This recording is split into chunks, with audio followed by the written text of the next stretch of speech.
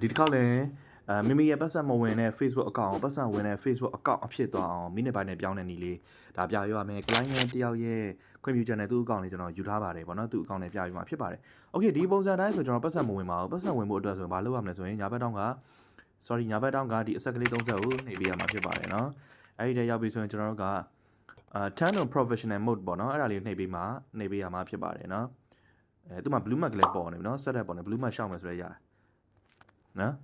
Okay ဆိုပါဆိုရင်ကျွန်တော်တို့turn on professional mode လေးကိုနှိပ်ပေးရမှာဖြစ်ပါတယ်အဲ့ဒီရောက်ပြီဆိုရင်ကျွန်တော်တို့ဟာ turn on ဆိုတဲ့အပြာလေးကိုဆက်ပြီးနှိပ်ပေးရမှာဖြစ်ပါတယ်အမှဆိုရင် get paid for your content main ရဲ့ content တွေကနေပတ်စံရမှာဖြစ်ပါတယ်ဗီဒီယိုတွေတင်ပေးရမယ် post တွေဖန်တီးပေးရမယ်အဲ့ဒီကနေပတ်စံရမယ်ပေါ့နော်အဲ့တော့ဒါဆိုရင်ဒီလိုမျိုးပြောင်းလဲပေးခြင်းအပြင်ဒါကျွန်တော်ပတ်စံရမယ် Facebook account အဖြစ်ပြောင်းလဲသွားပါပြီ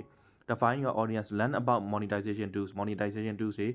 လမ်းabout ဆက်ပြီးလေ့လာလို့ရပြီပေါ့နော် next လေးအပြာလေးကိုနှိပ်သွားပေးပါခင်ဗျpublic set ချက်ပဲနှိပ်ပေးနော်ကျွန်တော်ပတ်စံရှာမှာဆိုတော့ပြင် cover နှိပ်လိုက်ပါဒီမှာဆိုရင်monetize tool တွေစပြီးတော့သူပေးလာပါပြီเนาะ monetization tool တွေစပွင့်ပါပြီပတ်စံရှာတဲ့ account အဖြစ်ပြောင်းလဲသွားပြီဖြစ်ပါတယ်เนาะ star တွေ subscribe တွေသူပြနေပါပြီပွင့်ခြင်းတော့မပွင့်သေးဘူးပေါ့เนาะပွင့်ဖို့တော့ဆက်ကြိုးစားမှာဖြစ်ပါတယ်ကြိုးစားပုံကြိုးစားနည်းအသေးစိတ်တွေကို okay go to professional mode ပေါ့เนาะအဲ့ဒါလေးရပြီကြိုးစားပုံကြိုးစားနည်းအသေးစိတ်တွေပတ်စံစဝင်ဖို့အတွက်ကြိုးစားပုံကြိုးစားနည်းအသေးစိတ်တွေကိုအတွက်ကြတော့ဒါမျိုး professional dashboard ပေါ်သွားပြီဆိုရင်ပတ်စံ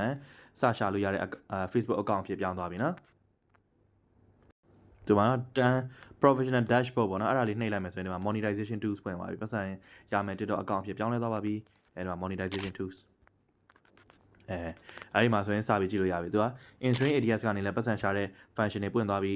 ပတ်စံဝင်ဖို့တော့စပြီးစူးစမ်းလို့ရပြီပေါ့နော် ADS ဆို reach bonus ပတ်စံရတဲ့ feature တွေအများကြီးပွင့်သွားပြီပတ်စံဆက်ရှာဖို့အတွက်ကိုကြတော့ခုနပြောသလို Facebook ရဲ့ search မှာပဲဖုန်းမြတ်ထုတ် IT sharing ဆိုပြီးရိုက်ရှာလိုက်ပါအဲ့ဒီ channel လေးအဲ့ဒီ page လေးရှိပါတယ်ကျွန်တော်အဲ့ဒီမှာအခမဲ့တင်ဆက်ပေးနေပါတယ်ဒီက more ကိုတစ်ချက်နှိပ်ပေးပေါ့နော် more လေးနှိပ်ပေးပါ more မှာဆိုရင် video tab လေးနှိပ်ပေးပါအဲ့ဒီမှာ TikTok account နဲ့ပတ်စံရှာတဲ့နည်းတွေTikTok page Facebook account ကနေပတ်စံရှာတဲ့နည်းတွေ Facebook page ကနေပတ်စံရှာတဲ့နည်းတွေမြောက်များစွာမျှဝေပေးထားပါတယ်ဆက်ပြီးတော့လည်းမျှဝေပေးနေစေဖြစ်ပါတယ်အဲ့ဒီမှာစောင့်ကြည့်ပေးကြပါเนาะကျွန်တော်ပြင်ပေးသွားမယ်ပေါ့နော်ဗီဒီယိုကဒါကပြောရမှာအရန်ရှိတယ်7 minutes စာ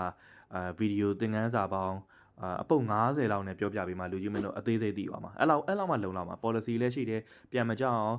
eligible country တွေမဖြစ်အောင်monetize restrict တွေမဖြစ်အောင် monetize ကနေမြန်ရအောင်စသဖြင့်အများကြီးပဲ ban ချိတ်တဲ့နည်းတွေအစားအသေးစိတ်အဲ့ဒီမှာတင်ဆက်ပေးမှဖြစ်ပါတယ် like နဲ့ follow လုပ်ထားလို့ရပါတယ်ကျေးဇူးတင်ပါတယ်